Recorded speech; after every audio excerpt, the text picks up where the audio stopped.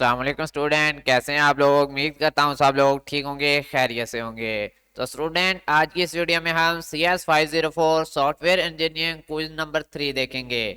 आज की इस वीडियो में मैं आप लोगों के सामने लाइव क्विज सॉल्व करूंगा CS504 का क्विज नंबर 3। उससे पहले आप लोगों को मैं बता दूं कि मैं इनकी सर्विसेज भी प्रोवाइड कर रहा हूँ क्विज के। CS504, CS501, CS502, CS302, CS401, CS304, इन सारे क्विज की मैं सर्विसेज प्रोवाइड कर रहा हूं। अगर आप में से कोई स्टूडेंट क्विज करवाना चाहता है तो ये सामने मेरा व्हाट्सएप नंबर है, आप मुझसे रब्ता करके क्विज जो है वो अटेम्प्ट करवा सकते हैं। तो चलते हैं अपने क्विज की तरफ और करते हैं जी इसको अटेम्प्ट। तो स्टार्ट कर लेते हैं जी। फर्स्ट एमसीक्यूज है आपका। मैं आपका सारे जो क्विज है वो सर्च करके करता हूं ताकि कोई मतलब डाउट ना रहे। बेसिकली तैयारी भी की होती है लेकिन फिर भी हम आपके जो क्विज हैं वो सर्च करके करते हैं। हैंड आउट से मोस्टली आपके क्विज जो हैं वो मिल रहे होते हैं, इसलिए इनको जो है वो सर्च करके किया जाता है। अब ये देखें, डिसीजन है आपका राइट आंसर कौन सा है। Decision is a right answer, तो ये आपका है। ठीक है, क्या है जी इसमें। Vertical partitioning divide the architecture application from a dash making perspective. तो इसमें आपका डिसीजन राइट आंसर आएगा, तो ये 100% करेक्ट आंसर है। एक क्विज आपका सॉल्व हो गया जी। चलते हैं नेक्स्ट के। Identifier name also play a significant role in enhancing the dash of the program. ठीक है, in enhancing the dash of the program. तो इसको हम जरा यहाँ पे ले जाएंगे और यहां से उठा के आपके हैंड आउट से इसको तलाश कर लेते हैं। ये देखें जी, नॉन फंक्शनल, यहाँ आइडेंटिफायर नेम की बात हो रही है। इन चीजों को आपने गौर से करना है कि देखे ना, एक ही चीज को सर्च किया तो दो एमसीक्यूज आए, तो आपने देखना है कि उसका स्टार्ट कहां से हो रहा है। हमारा स्टार्ट आइडेंटिफायर से हो रहा है। Identifier names also play a significant role in enhancing the readability of the program. तो रीडेबिलिटी आपका राइट आंसर होगा। तो यहाँ पे रीडेबिलिटी ये रहा, ये आपका मतलब जो है रियलाइबिलिटी है, ये रीडेबिलिटी है। इस चीज को गौर किया करें, छोटे छोटे आपके इन्हीं मिस्टेक की वजह से नंबर चले जाते हैं। रीडेबिलिटी और रिलायबिलिटी में फर्क है, तो आप आंसर लगाएंगे रीडेबिलिटी। ठीक है, मजीद इसको अगर मैं सर्च करना चाहूं तो फाइल से भी देख लेता हूं, अभी टाइम पड़ा है। पेस्ट करते हैं और ये देखें जी, रीडेबिलिटी ही 100% करेक्ट आंसर है। तो आपके दो क्विज सॉल्व हो चुके। नेक्स्ट क्विज देखिए, विच of the following is not a possible server in client server environment. Not a possible server in client server environment, तो इसके लिए आप जस्ट क्लाइंट सर्वर इन्वायरमेंट को कॉपी कर लेंगे और इसको अपने हैंडआउट्स में सर्च करेंगे तो इंशाल्लाह आपको जो है आंसर मिल जाएगा। तीन आपके पास मतलब जो है क्लाइंट सर्वर इन्वायरमेंट आ जाएंगे, तो देन फिर आपको जो है वो एक आंसर उससे निकल के सामने आ जाएगा कि ये नहीं है। टाइम सर्वर उसमें नहीं होता। कौन सा सर्वर नहीं होता, टाइम सर्वर नहीं होता। क्लाइंट सर्वर इन्वायरमेंट में आपका टाइम सर्वर नहीं होता। यहाँ पे देखें, क्लाइंट सर्वर आर्किटेक्चर है, तो इसमें आपका बेसिकली जो है वो टाइम सर्वर नहीं होता, बाकी सारे होते हैं। तो हम इसका आंसर लगाते हैं जी, टाइम सर्वर इसमें नहीं इंक्लूड है। ठीक है, अब नेक्स्ट चलते हैं क्विज नंबर 4 की तरफ। तो यहाँ पे देखें कि name representing method of and function should B. तो इसको आप जस्ट कॉपी करेंगे यहाँ से, मेथड एंड फंक्शन को। जस्ट दो लफ्ज काफी होते हैं सर्च करने के लिए, और पूरा एमसीक्यूज आपने कॉपी पेस्ट नहीं करना। यहाँ पे आप आ जाएंगे तो आपको आंसर मिल जाएगा कि name representing method and function should be verbs and written in mixed case. तो देखें, पहला आपका आया वर्ब एंड लास्ट में क्या आएगा आपका कि mixed in case starting with lower case. तो वर्ब आएगा एंड लोअर आएगा, तो आपका राइट आंसर वर्ब के साथ जो लोअर है वो होगा। 100% आपका ये करेक्ट आंसर है जी। नेक्स्ट चलते हैं। देखें जी, vertical partitioning is also known as a. Vertical partitioning का दूसरा नेम क्या है। ठीक है, तो इसको हम जरा सर्च कर लेते हैं कि वर्टिकल पार्टीशनिंग को आल्सो हम क्या कहते हैं। ठीक है,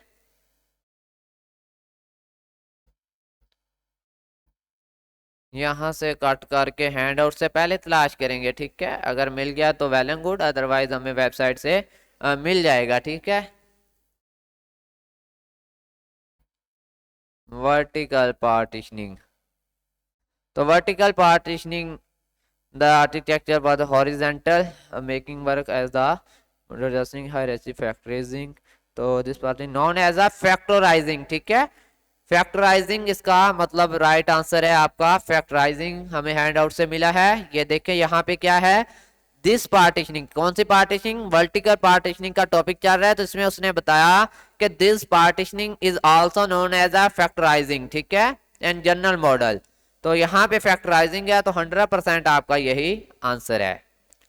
अब नेक्स्ट देखें, क्विज नंबर 6 है, dash is a total that can help us in reducing the size of the individual functions.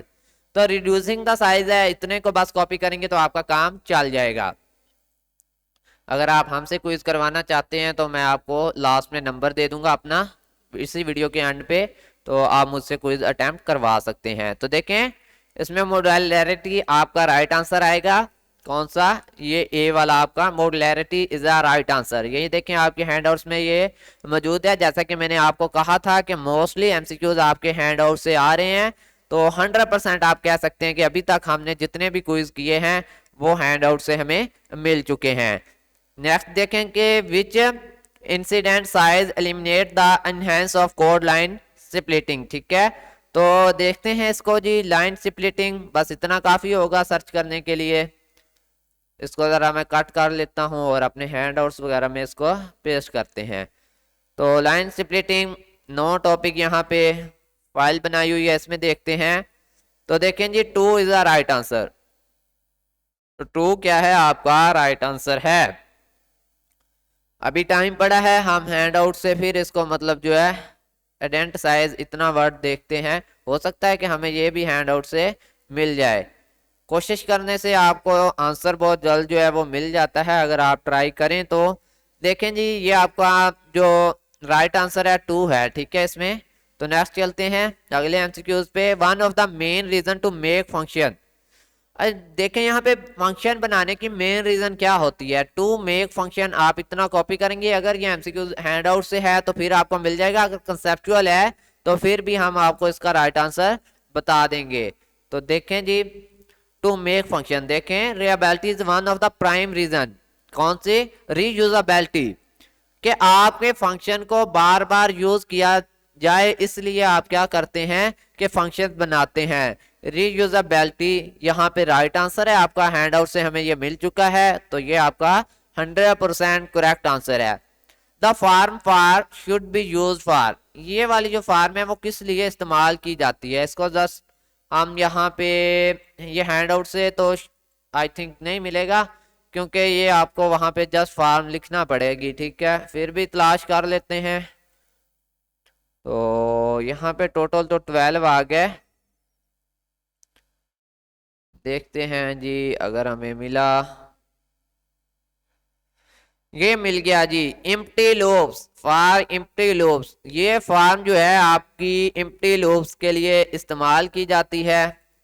मजीद इसको मैं फाइल से भी आपको क्लियर करवा देता हूं कि ये जो फार्म हम सर्च कर रहे हैं किस लिए इस्तेमाल हो रही है, एम्प्टी लूप्स के लिए। तो एम्प्टी लूप आपका राइट आंसर है जी, 100% हमें ये श्योर हो चुका है, हैंडआउट से भी मिल चुका है और फाइल से भी हम इसको विजिट कर चुके हैं। Dynamic process model show the process of the system, dynamic process model show the process of the system. तो इसको जरा हम डायनामिक प्रोसेस मॉडल को, बस इतना काफी होगा, इतना सर्च करें आप और इंशाल्लाह आपको आंसर जो है वो मिल जाएगा जी। तो स्टूडेंट देखें dynamic process model show the process structure of the system, क्या आएगा आपका answer, structure of the system. तो structure is the right answer और ये हमारे हैंडआउट्स में मौजूद है। The component with the dynamic process model show the process structure of the system. तो यहाँ पे स्ट्रक्चर मिस किया गया था, तो राइट आंसर आपका स्ट्रक्चर है। तो स्टूडेंट आपका क्विज जो है कंप्लीट हो चुका है। मैं कोशिश करता हूं कि मजीद एक और क्विज इंक्लूड करूं, तब तक आपको बताता चलूं कि अगर आप लोग क्विज पेड बेसिस पे करवाना चाहते हैं तो सामने स्क्रीन पे मेरा व्हाट्सएप नंबर है, आप इससे पे रब्ता करके मुझसे जो है क्विज अटेम्प्ट करवा सकते हैं। बुक्स मैंने लिख दी हैं, इन बुक्स के क्विज जो है वो मैं पेड बेसिस पे करता हूं। चलेंगे स्टूडेंट, अभी हम एक और क्विज साथ ही देख लेते हैं। टोटल हमारे कितने क्विज हो जाएंगे, 2 क्विज हो जाएंगे। तो देखें जी which one of these is the correct shortcut use the programmer. ठीक है, इनमें से कौन सा शॉर्टकट जो है वो करेक्ट होता है प्रोग्रामर के लिए? तो आई थिंक ए वाला राइट आंसर है। फिर भी इसको अगर मैं यहाँ से कॉपी पेस्ट करके फाइल से ढूंढने की कोशिश करूँ तो उम्मीद है कि मुझे आंसर यहाँ से मिल जाएगा। तो देखें जी, वही आंसर है जो मैं लगा चुका हूँ, क्योंकि इसका आंसर जो है वो मुझे 100% श्योर है। सॉरी, ये वाला S multiply equal to A. Multiply का साइन आपका ए के साथ नहीं बल्कि आपके एक्स वेरिएबल के साथ आना है। तो मजीद इसको अगर हैंड आउट से तलाश करने की कोशिश करें तो मुश्किल है, क्योंकि थोड़ा कंसेप्चुअल है। कंसेप्चुअल एमसीक्यूज बहुत कम आपके हैंड आउट से मिलते हैं। ठीक है, कंसेप्ट बेस्ड होते हैं, जस्ट उनका आंसर जो है वो मौजूद होता है। जैसा कि इसको अगर सर्च किया जाए तो हो सकता है कि ये जो चीज़ है ये आपके हैंड आउट्स में मौजूद हो, लेकिन आपका एमसीक्यू सर्च करने पर मुश्किल है, वो नहीं मिलता। ठीक है, तो ये देखें जी, आपका यहाँ पे मिल गया एक्स मल्टीप्लाई, उसके बाद आपके बाकी वेरिएबल आएंगे। तो हैंड आउट से भी आपको क्लियर करवा दिया है, आपका एक एमसीक्यूज जो है वो बिल्कुल 100% ओके कवर हो चुका है। अब नेक्स्ट एमसीक्यूज भी आपका कंसेप्चुअल बेस ही है, तो इसको अगर हम सर्च करना चाहें तो किस तरह से करें? जस्ट एल्स को आप कॉपी करें और पेस्ट कर दें। ठीक है, और देन फिर एल्स को आप हैंड आउट्स में फाइंड करें, क्या आपको एल्स मिलता है यहाँ पे? चलें जी, हम कर लेते हैं। तो देखते हैं, साथ में अपना प्रोग्राम भी a+2 और ग्रेटर देन 3 होगा। a+2 एंड ग्रेटर देन 3 होगा। तो a+2 एंड ग्रेटर देन 3 वाला कोई प्रोग्राम अगर हमारी नज़र से गुजरता है तो उसका आंसर हमें मिल जाएगा, a+2 ग्रेटर देन 3। तो अभी तक 17 हो चुके हैं और इनमें हमें कोई भी ऐसा प्रोग्राम नहीं मिला। तो स्टूडेंट, इसको हमें फाइल से ही तलाश करना होगा। ठीक है, अब यहाँ पे फाइल पे आते हैं और पेस्ट कर देते हैं जी। तो ये देखें, आपका a+2 ग्रेटर देन 3 वाले का आंसर है कि statement 2 is more complex than 1। Statement 2 जो है वो मोर कम्प्लेक्स है स्टेटमेंट 1 से। Statement 2 is more complex than statement 1। तो आपका ये आंसर भी 100% क्लियर हुआ। Thin client model is one of the configuration of model. अब thin client model one of the configuration को आप यहां से कॉपी कर लेंगे और इसको जी आप हैंड आउट्स में तलाश करेंगे। ये रहा जी, इसमें ऑफ द कॉन्फ़िगरेशन यहां से नहीं मिल रहा, तो हम वहां पे भी उसको मजीद देखेंगे। देखें, इसका राइट आंसर है क्लाइंट सर्वर। फिर भी मैं इसको आपको सर्च करवाता हूं, क्या नहीं, मैं अपना हैंड आउट से। वैसे इसका क्या आंसर है? Client server model is the right answer. अभी यहाँ पे टॉपिक ढूंढेंगे थिन क्लाइंट मॉडल का। तो यहाँ पे देखें कि ये क्या कर रहे हैं, क्लाइंट सर्वर मॉडल को ही मतलब कर रहे हैं ये। ठीक है, तो राइट आंसर इसका यही है। थिन क्लाइंट सर्वर जो है वो किसको कर रहे हैं? क्लाइंट सर्वर को, मतलब आपको इसका राइट आंसर है। ठीक है, configuration of the client server model, client server model की ये कॉन्फ़िगरेशन कर रहे हैं। अब नेक्स्ट चलते हैं जी, आपका हैंड आउट से भी ये मिल चुका है और फाइल से भी। नेक्स्ट एमसीक्यू देखें कि the complexity of a program में dash if there are exceptional path. तो देखें, एक्सेप्शनल पाथ में हम जरा सर्च करेंगे और इसको देखेंगे कि हमें ये हैंड आउट से मिलता है ये वर्ड। यहाँ पे इसको मैंने सर्च किया तो देखें जी, यहाँ पे ये 5 टाइम यूज हुआ है, तो इसके साथ क्या आना चाहिए? इसके बाद इनिट आना चाहिए। तो इनिट है और इसके स्टार्ट में क्या है? देर आ रहा है। इसके पीछे क्या है? सिग्निफिकेंटली। तो सिग्निफिकेंटली इसका राइट आंसर है। और सॉरी, यहाँ पे तो नहीं दिया गया। ठीक है, the complicity of the program हम ये भी साथ में देखेंगे। The complicity of the program many increase, increase right answer आएगा आपका। तो यहाँ पे इंक्रीज है। ठीक है, the complexity of the program may increase if they are exponential path। ठीक है, सॉरी exceptional path। नेक्स्ट चलते हैं जी, ये भी आपका कंप्लीट हो चुका। The number dash is the most abuse symbol in program written is C और C++। तो मोस्ट अब्यूज इतना काफी होगा, इसको आप सर्च कर लेंगे। तो स्टूडेंट, मेरी तो कोशिश है कि आप लोगों के साथ मैं 2 से 3 क्विज शेयर करूं ताकि आप खुद इस काबिल हो जाएं कि अपना क्विज कर सकें। तो number 0, the number 0 is the most abused symbol in programs written in C और C++। तो नंबर 0 आपका करेक्ट आंसर है जी। तो ये लगा आपका number 0 answer. In case of a file server client request selected record from a dash and the server transmit record to the client over the network। तो server transmit आप यहाँ से कॉपी करेंगे और इसको आप जो है वो कट करके हैंडआउट्स में जाके इसको पेस्ट करते हैं। तो स्टूडेंट आपका राइट आंसर है जी, यहाँ पे कहा एंड से पहले उन्होंने क्या मिस किया है, फाइल। तो file is the right answer. Just आपका फाइल आंसर आएगा जो कि हमें हैंडआउट से मिल चुका है कि फ्रॉम अ फाइल। एंड बाद में आएगा, फाइल पहले आएगा, तो यहाँ पे एंड से पहले फाइल आएगा। ठीक है, तो स्टूडेंट ये भी आपका क्विज जो है कंप्लीट हुआ। क्विज नंबर 7 पे आ जाएं। Dash provide unified interface of set of the interface in the sub system. तो आप जो है वो इसको करेंगे कॉपी, यूनिफाइड इंटरफेस को, और इसको मैं करूंगा सर्च आपके हैंड आउट से। अब यहाँ पे देखें सिर्फ एक ही सर्च निकली है, इट प्रोवाइड अ यूनिफाइड, तो इंटेंट आपका राइट आंसर आएगा। कौन सा, यहाँ एफकेड पैटर्न या इंटेंट होगा। यहाँ पे एफकेड पैटर्न दिया गया है तो राइट आंसर आपका एफकेड पैटर्न ही है, क्योंकि ये आपका एफकेड पैटर्न का जो है वो टॉपिक है। अब नेक्स्ट चलते हैं, ये भी आपका 100% करेक्ट आंसर है। अब go to statement violate the idea of. Go to statement किसका जो है आइडिया वो मतलब कर रही है, वायोलेट कर रही है। तो हम इसको जरा सर्च कर लेते हैं, वायोलेट द आइडिया को, बस इतना काफी होगा कि किस आइडिया की वायोलेशन हो रही है। यहाँ पे जाके इसको पेस्ट कर देते हैं और जस्ट हम वायोलेशन का मतलब यानी कि टॉपिक देख लेते हैं कहाँ पे है। गो टू स्टेटमेंट के साथ कहीं पे वायोलेशन यूज हुआ है। Go to statement violate idea of structure code. Structure code का मतलब जो आइडिया है वो वायोलेट होता है गो टू स्टेटमेंट की वजह से। तो देखें यहाँ पे है स्ट्रक्चर कोड, आपका आंसर ये देखें जी, B is the correct answer. तो नेक्स्ट देखें जी, इसमें क्या है आपका के C plus plus header file should have the extension and source file can have the extension. आप यहां से इतना सर्च करेंगे जी और इसको आप कट करके हैंडआउट्स में पेस्ट कर देंगे तो आपको आंसर मिल जाएगा। ये देखें जी, इसमें एच आएगा और डॉट सीपीपी आएगा लास्ट में, एच एंड डॉट सीपीपी। देखें एक्सटेंशन आएगी सीपीपी एंड सोर्स आएगा डॉट एच। यहाँ पे देखें सोर्स क्या है, डॉट एच है, और एक्सटेंशन क्या है, डॉट सीपीपी है। ठीक है, एक्सटेंशन डॉट सीपीपी है और फर्स्ट में आपका एच है, तो इसमें सी सी एंड एच ये नहीं आ सकता। ठीक है, सी सी एंड एच नहीं आ सकता। फिर भी मैं इसको आपको निकाल के दिखा देता हूं, आपके इस फाइल में से फाइल भी एक बनी हुई पड़ी है। तो H and dot CPP 100% correct answer है स्टूडेंट। नेक्स्ट देखें, constant value used in a program are called. जो आपकी कांस्टेंट वैल्यू होती है उनको क्या कहा जाता है, तो इसको हम जरा सर्च कर लेते हैं।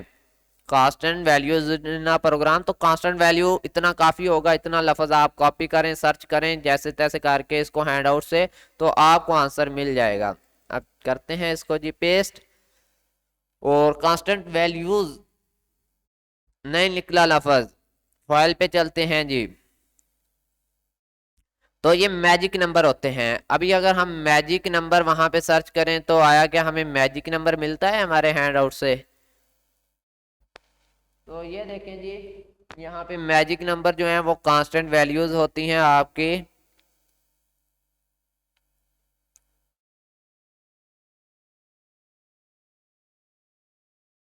तो स्टूडेंट जो मैजिक नंबर होते हैं वो क्या होते हैं, कांस्टेंट होते हैं। तो फिर कांस्टेंट वैल्यू को क्या नेम दिया गया है, मैजिक नंबर का।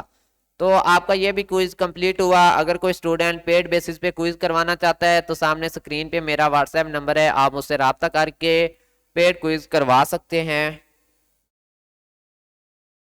तो स्टूडेंट अब हम देखेंगे क्विज नंबर 3। ठीक है, अगर आप मेरी पूरी वीडियो कंप्लीट देख लेते हैं तो आप खुद इस काबिल हो जाएंगे कि क्विज कर सकेंगे। If a function change the value of the some other accessible data object along with returning its values after execution it is called. तो जस्ट हम इसको कॉपी पेस्ट कर लेते हैं जी, यहाँ से गए और इसको हमने किया कट एंड देन इसको हमने कर दिया पेस्ट। तो यहाँ से नहीं मिला, यहाँ पे देखते हैं।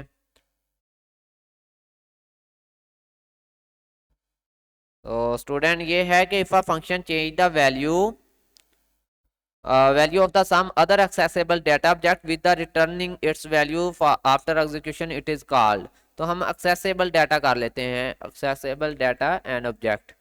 इतना हम जरा इसको काट करके एंड पेस्ट करेंगे अपनी फाइल में, एंड इसको देन फिर तलाश करने की कोशिश करते हैं कि शायद हमें ये मिल जाए। तो side effect is a right answer. क्या आंसर है जी? Side effect is a right answer. फिर भी मैं इसको हैंड आउट से भी तलाश करने की पूरी कोशिश करता हूँ।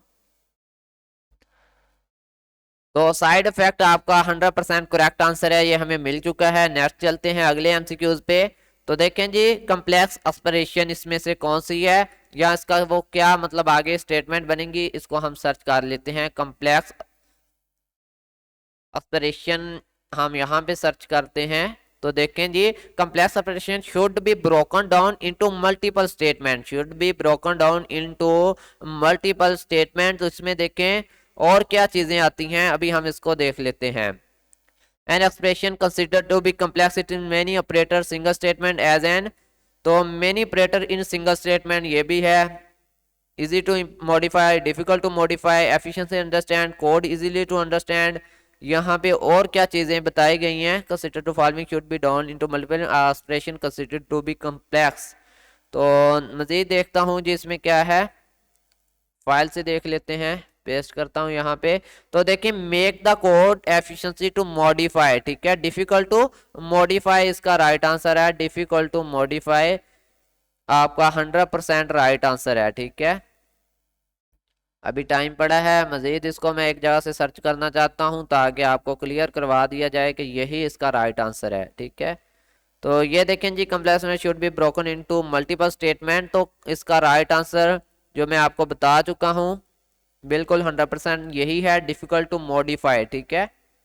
तो अभी टाइम जो है वो आपका जाने वाला है। Make code difficult to modify, ठीक है, 100% करेक्ट आंसर है। नेक्स्ट एमसीक्यूज पे चलते हैं जी।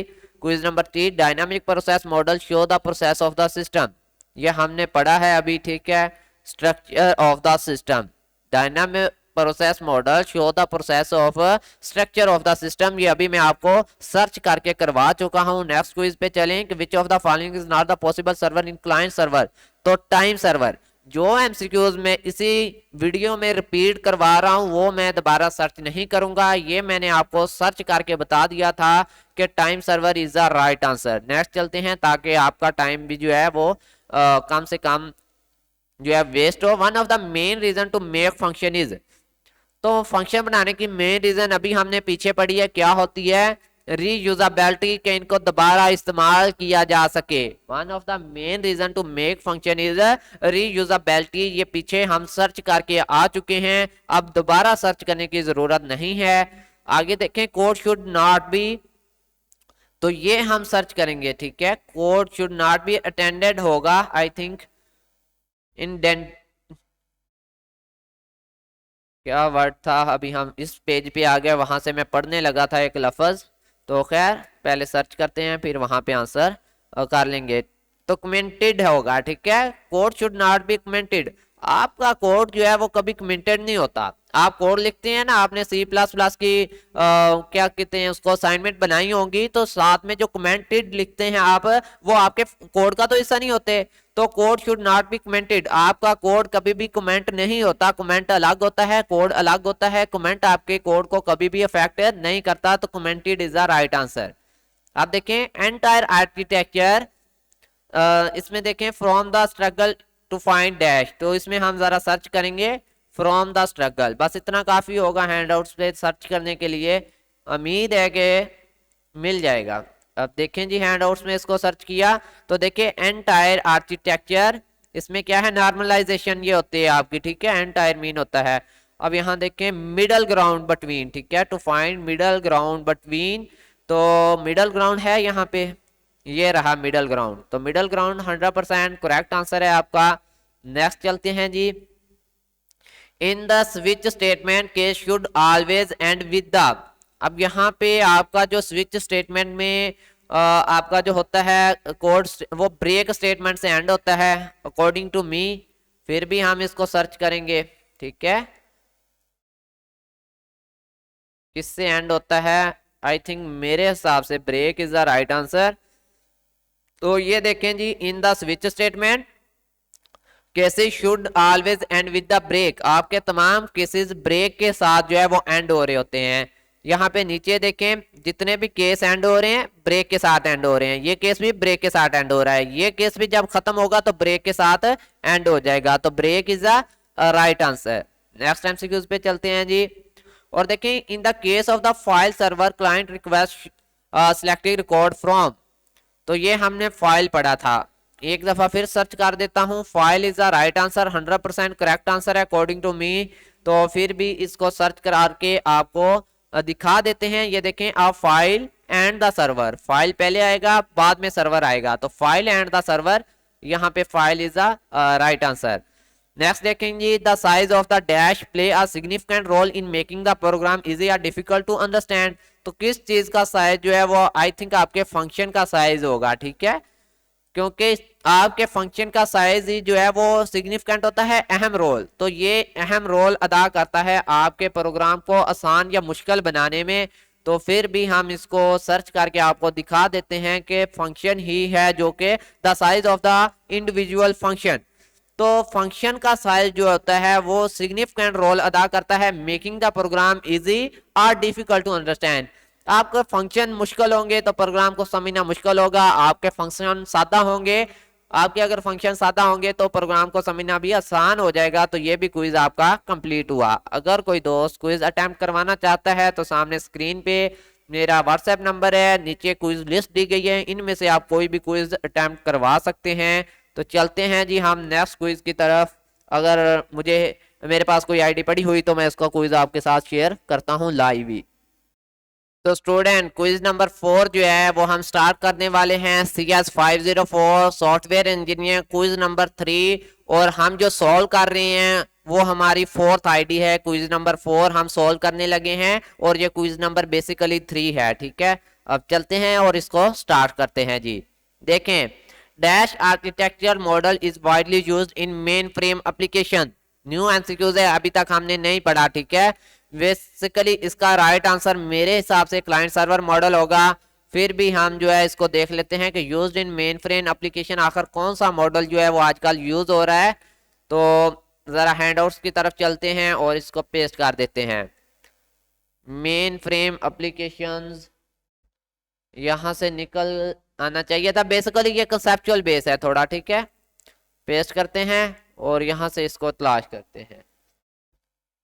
तो स्टूडेंट इस फाइल में भी नहीं मौजूद और इसमें 100% आई थिंक मिल जाएगा हमें। देखें जी, क्लाइंट सर्वर मॉडल आपका राइट आंसर है। यहाँ पे रिस्पॉन्सिव मॉडल भी लिखा हुआ है, पेज नंबर 130 पे उन्होंने कहा है, बताया है कि वहाँ पे मौजूद है। तो हम 130 पेज पे इसको सर्च करने की पूरी कोशिश करते हैं कि ये आपका है जी रिस्पॉन्सिव मॉडल, और ये क्या एप्लीकेशन में यूज होता है। शेयर डाटा हेल्थ इन डेटाबेस इंफॉर्मेशन डाटा, इसमें रन, यहाँ पे और भी मजीद मतलब देख लेते हैं। शेयर इन,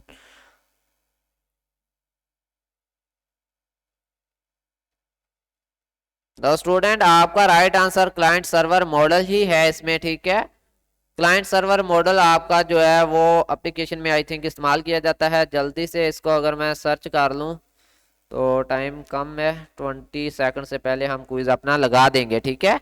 अब देखें आर्किटेक्चर मॉडल में यहाँ पे किया इसको सर्च, तो रिस्पॉन्ड वही आपका राइट आंसर है जी, ये वाला, ठीक है। 100% ये मिल चुका है, करेक्ट आंसर है। एप्लीकेशन में ये इस्तेमाल होता है, बाकी बिजनेस वगैरह में क्लाइंट सर्वर मॉडल इस्तेमाल होता है, ठीक है। The 3 basis principal that guide maintainability, तो इसमें देखें मेंटेनेबिलिटी क्या आपका राइट आंसर इसमें कौन सा आएगा, गाइड मेंटेनेबिलिटी। इतना आप जस्ट सर्च करेंगे तो आपको मतलब इनमें से 3 जो है वो मेन मिल जाएंगे, ठीक है। यहाँ से जाएं और अपने हैंडआउट्स पे पहुंचे, वहां पे जाके इसको पेस्ट करते हैं। तो देखें जी, दैट गाइड द मेंटेनेबिलिटी, इसमें आएगा simplicity, clarity and generality and flexibility, total 4 हैं जी। तो क्लैरिटी है, फ्लेक्सिबिलिटी है, सिंप्लिसिटी है, तो इसमें आएगा आपका ACD। तो देखें ACD किस में है, ये वाले में। तो इसमें आपका इनहेंसमेंट तो नहीं है, वहां पे देखें जरा गौर करें, तो यहाँ पे simplicity, clarity and generality and flexibility है, जबकि इनहेंसमेंट नहीं है। तो फिर राइट आंसर आपका क्या हुआ, ये वाला कि A, C and D is the correct answer. देखें, distributing the responsibility to different sub system so that we get a software system which is easy to maintain is called the architecture. ठीक है, तो इसको हम partitioning कह सकते हैं, या सब पार्टीशनिंग ही होती है, आई थिंक सब ट्रैकिंग नहीं होती। तो फिर भी मैं इसको जरा सर्च करना चाहूंगा ताकि आपको ये क्लियरली बताया जाए कि इसका राइट आंसर क्या है जी। तो स्टूडेंट, हमने यहाँ पे ऑलमोस्ट 40 एमसीक्यूज किए हैं, तो पार्टीशनिंग आपका राइट आंसर है, 100% है। ठीक है, तो हमने करेक्ट लगाया है, हैंड आउट से ये तलाश हो चुका है, तो पार्टीशनिंग जो है वो करेक्ट है। तो काफी ज्यादा हमने एमसीक्यूज जो है वो सॉल्व कर लिए हैं। उम्मीद है कि आपका क्विज इन्हीं में से आएगा इंशाल्लाह। Constant value used in the program are called. तो कांस्टेंट वैल्यू अगर आपको याद हो तो मैं बता चुका हूं पिछले क्विज में कि वो मैजिक नंबर होते हैं। Constant values used in a program are called magic numbers. तो मैजिक नंबर आपका करेक्ट आंसर है। नेक्स्ट चलते हैं, dash case major portability issues. तो इसमें कौन से मतलब होते हैं जिनमें ये इश्यूज आते हैं, तो हम जस्ट इश्यूज को मतलब सर्च करेंगे तो हमें पता चल जाएगा कि किन केसेस में ये इश्यूज हमें देखने को मिलते हैं। चलते हैं जी हमारे हैंडआउट्स की तरफ और इसको पेस्ट करते हैं। तो size of the data type, तो इसमें size of the data type की काज, ठीक है, size of the data type causes major portability issues. तो पोर्टेबिलिटी इश्यूज किस में आते हैं, size of data types. 100% correct answer है। नेक्स्ट चलते हैं जी, which of the following show a commented statement in C++। अब इनमें से कौन सी चीज जो है वो कमेंटेड स्टेटमेंट को बयान कर रही है। ठीक है, कमेंटेड स्टेटमेंट में हमने क्या पढ़ा था कि कमेंट हो, तो कमेंट कैसे देते हैं C++ में, अगर आपको याद हो तो बैक स्लैश यूज की जाती है कमेंट देने के लिए। ये आपकी फ्रंट स्लैश है और ये बैक स्लैश है। ठीक है, कमेंटेड इन C++, जस्ट इतना सर्च करेंगे तो आपको गूगल ही बता देगा कि आप उसके लिए क्या यूज करते हैं, इस तरह की बैक स्लैश यूज करते हैं जो कि ये हैं। ठीक है, ना कि ये फ्रंट स्लैश हैं, ये बैक स्लैश हैं। ठीक है, अगर मैं इसको मजीद आपको सर्च करवा दूं, कमेंटेड स्टेटमेंट को कट करके हैंड आउट्स की तरफ ले जाऊं और यहाँ पे अगर हमें मिले तो वहां से आपको क्लियर करवा देते हैं कि यही राइट आंसर है। ये देखें बैक स्लैश, हमेशा बैक स्लैश को देखें, ये आपका बैक स्लैश इस तरह के साइन होते हैं जो बैक को होते हैं, जो फ्रंट के होते हैं वो फ्रंट स्लैश होती है। अब ये 100% करेक्ट आंसर है आपका। कोड शुड नॉट बी, ठीक है, कोड शुड नॉट बी हमने पढ़ा था, कमेंटेड नहीं होना चाहिए। आपका कोड कमेंटेड नहीं होता। ठीक है, आपका कोड कमेंटेड नहीं होता, कोड अलग होता है, कमेंट अलग होते हैं। नेक्स्ट चलते हैं जी, dynamic process model show of the process of the system. तो हमने ये पढ़ चुके हैं, स्ट्रक्चर ऑफ द सिस्टम मैं आगे भी एक्सप्लेन कर चुका हूं और इसको सर्च करके भी आपको शो करवा चुका हूं। नेक्स्ट चलते हैं जी, प्रोसेस विच इन, इसमें देखें इसको सर्च करना पड़ेगा थोड़ा सा, ये एमसीक्यूज न्यू आ चुका है, इसको जरा हम डायरेक्टली सर्च करके अपना जो है वो आंसर तलाश करने की कोशिश करते हैं।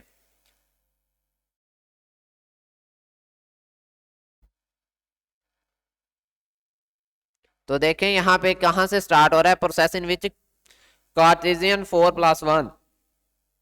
तो कार्टेशियन 4+1 में क्या होता है, मॉडल में नाउन एज अ, तो ये होता है आपका हिज आर्किटेक्चर।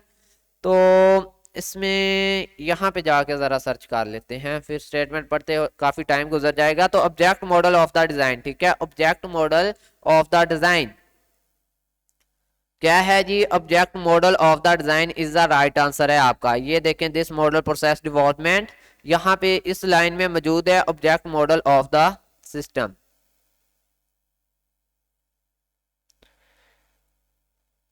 ये ऑब्जेक्ट मॉडल होता है आपके सिस्टम का, तो राइट आंसर है object model of the design. ठीक है, डिजाइन का ऑब्जेक्ट मॉडल होता है ये आपका। नेक्स्ट चलते हैं जी, और देखें C++ header file should have the extension, source file can have the extension.